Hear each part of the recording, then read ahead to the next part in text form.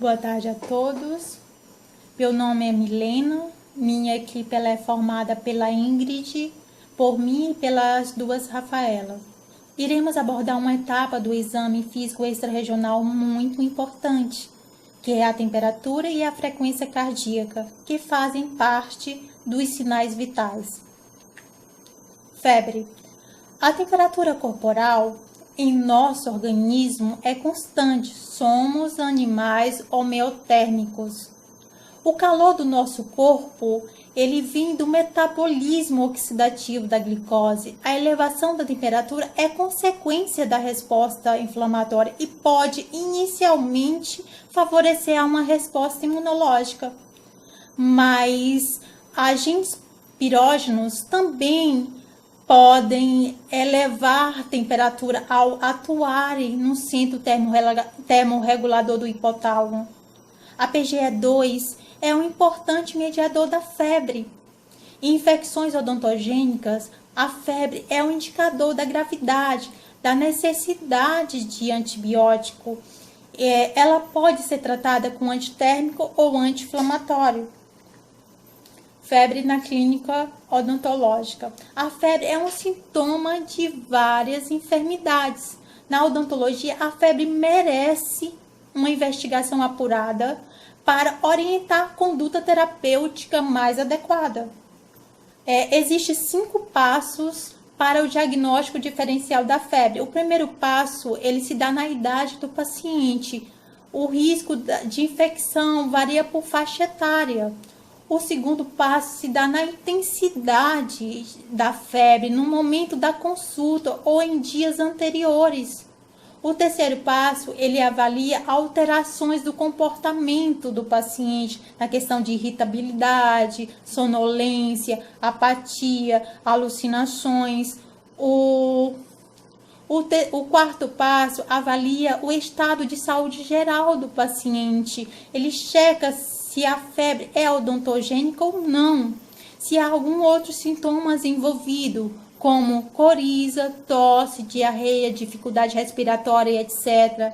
O quinto passo se dá na duração do episódio febril, ocorrendo a mais de 72 horas. Deve-se usar antibiótico. Se não solucionado após o antibiótico, deve revisar a terapêutica adotada. A febre deve ser reduzida após 24 horas do uso de antibiótico.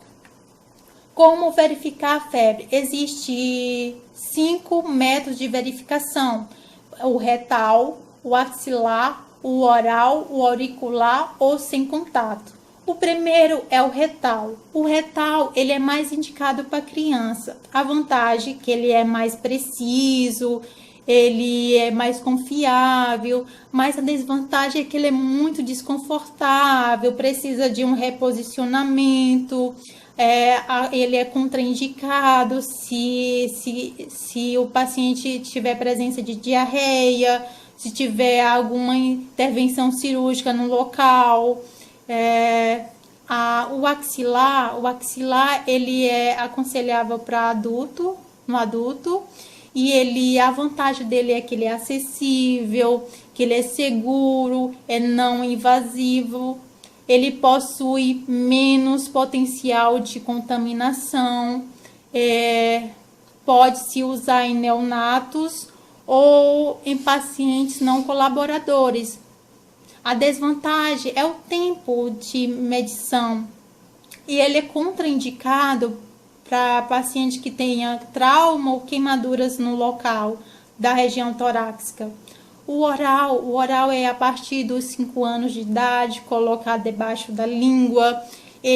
A vantagem dele ele é acessível, ele é confortável para o paciente. A desvantagem dele é que ele é alterado se o paciente se alimentar ou se ingerir líquido. Não usar em pacientes que se submeterão a alguma cirurgia oral. Ele é contraindicado a lactante, crianças pequenas ou em pacientes inconscientes e não colaboradores. E o auricular Ele é a partir dos 3 anos de idade, tem que medir 3 vezes e escolher o maior, valor maior. O sem contato, ele é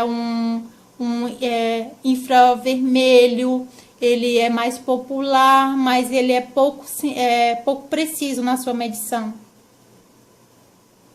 Então, tipos de febre. A gente tem a sustentada, a intermitente, a remitente e a recidivante.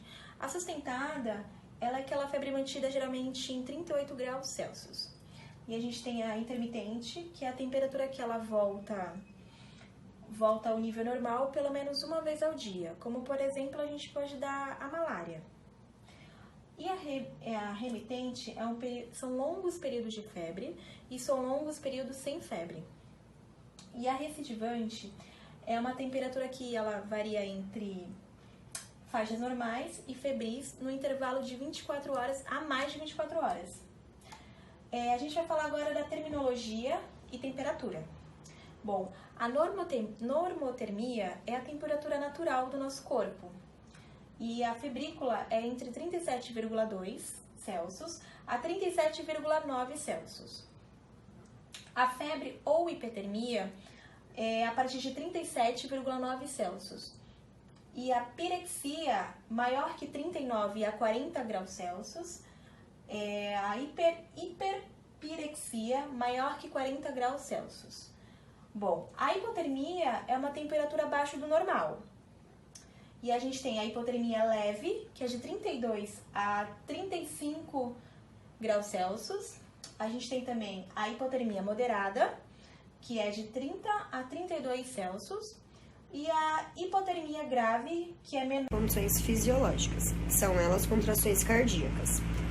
E os fatores que podem alterar essas contrações é idade, sexo, ritmo cardiano, drogas.